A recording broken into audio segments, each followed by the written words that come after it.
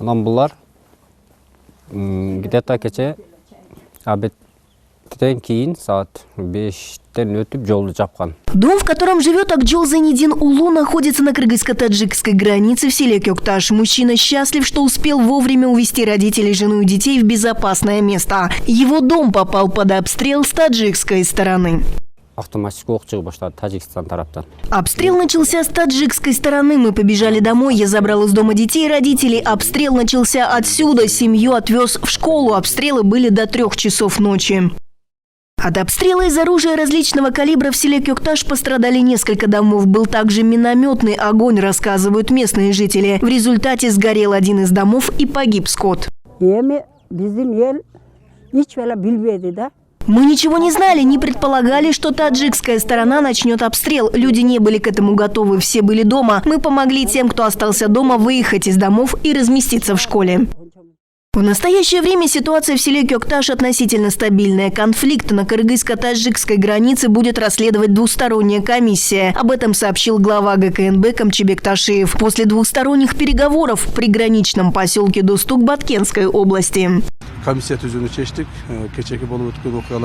Мы решили составить двустороннюю комиссию, которая будет изучать причины произошедшего конфликта. Военные будут следить за тем, чтобы ситуация сохранялась мирной между местными жителями. Также речь идет о возвращении в свои дома эвакуированных жителей приграничных сел. Всего только из сельского округа Минбулак было эвакуировано около 170 человек. Все получают не только питание, но и психологическую помощь. Также эвакуированных обеспечивают лекарствами. Большинство – дети и женщины. Многих привозили в пункты временного размещения в разное время. Люди собирались в торопях. Больше всего они рады, что находятся в тепле и накормлены. Шунчалык бизде эме кылып кабыл алганга рахмат. Биздин Кыргызстан шунтуп эле бириге бири жардам берип, өнүгүп өсүп, заманыбыз тынч болсун. Жылуу төшөктөрдү берди, жылуу печкенин алдыга жаткызды, чай беришти. Жакшы эле. Üşүгөнүңүздарбы? Üşүгөнүбүз жок. Таза жакшы. Калың одеялдарды беришти. Бардыгыбыз жакшы отурабыз.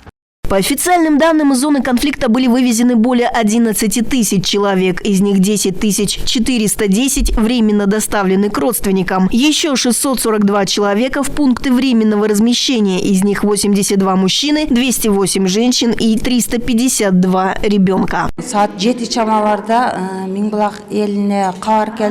Где-то в 7 часов к нам пришло сообщение о быстрой эвакуации людей. Мы помогли им разместиться в школах и в колледжах. Эвакуированных приняла школа Ленина в Баткене, а также детсады. Мы поселили людей, сейчас у них все хорошо, никто не жалуется на здоровье. Эвакуированные должны начать возвращаться в свои дома уже сегодня. Создан специальный штаб из представителей ведомств, которые отвечают за урегулирование вооруженного конфликта на кыргызско-таджикской границе в Баткенской области. Сейчас можно сказать, что обстановка на границе относительно стабилизировалась. Договорились о совместном патрулировании местности Торт-Кёчо. Ситуация находится под полным контролем.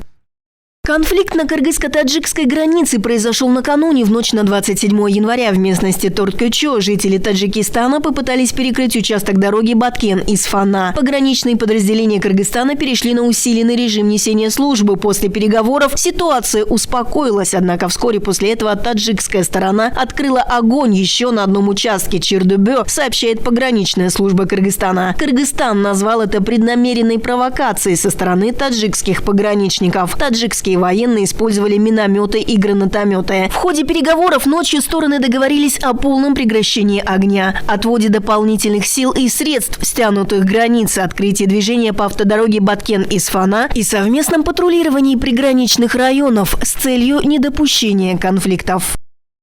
Алена Смирнова, Айджан Турдумаматова, Улан Макамбаев, Эдиль Алиев, ЛТР, Баткенская область.